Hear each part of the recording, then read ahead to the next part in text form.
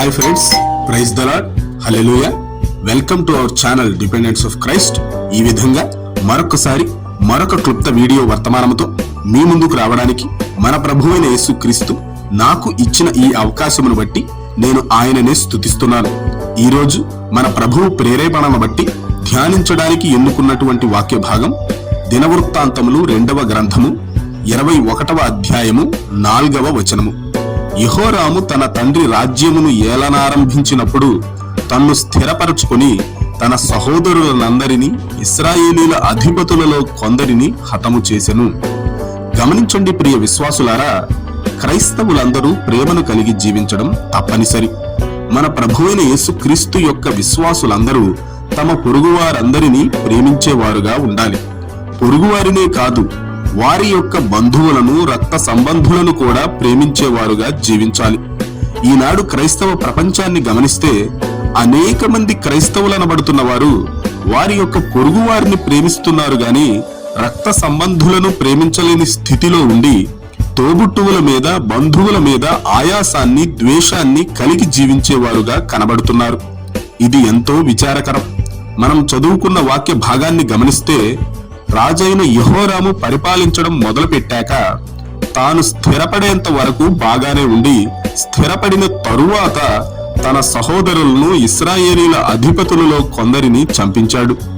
గమనించండి ప్రియ విశ్వాసులారా, రాజైన యెహోరాము తన యొక్క సహోదరుల వలన తన యొక్క రాజ కిరీటానికి లేక పదవికి ప్రమాదం వాటిల్లుతుందనే ఉద్దేశముతో వారినందరినీ హతము చేసి ఉండవచ్చు.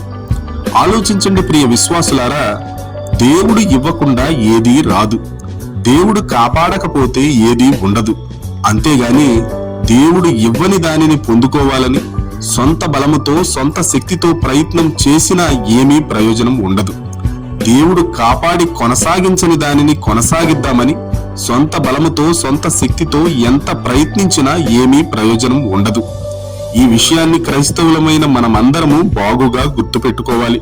ఈనాడు మనం లోకాన్ని గమనిస్తే అనేక మంది తమ యొక్క రక్త సంబంధులైన సహోదరులకు ద్రోహం చేసేవారుగా కనిపిస్తున్నారు.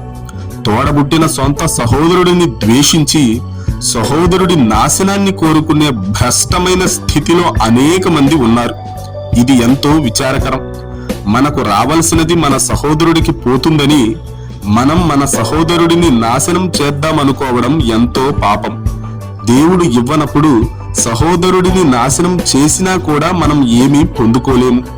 ఏమీ పొందుకోలేకపోగా సహోదరుడికి కీడును, చెడును తలపెట్టినందుకు పాపపు ప్రతిఫలాన్ని అనుభవించవలసి వస్తుంది. ఈ వాక్యాన్ని వింటున్న ప్రియ సహోదరుడా, సహోదరి, నీ ఆలోచన ధోరణి ఎలా ఉంది?